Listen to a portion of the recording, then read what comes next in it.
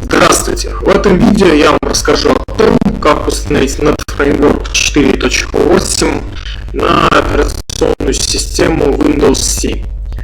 Зачастую появляется такая ошибка, вот я ее даже сохранил, у меня она также была.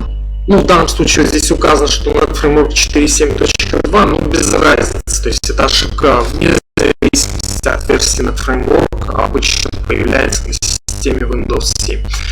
Цепочка сертификатов обработана, но обработка прервана на корневом сертификате и так далее. Значит, решается она следующим образом. Во-первых, вам нужно скачать вот такой сертификат. Он у меня уже скачан. Я размещу прямую ссылку на скачивание в описании под видео. Все, что вам нужно, значит, скачать этот сертификат, далее нажать на «Пуск» и ввести 3 латинские буквы MMC. После этого нажать правой клавишей на MMC и запуск от имени администратора. Файл.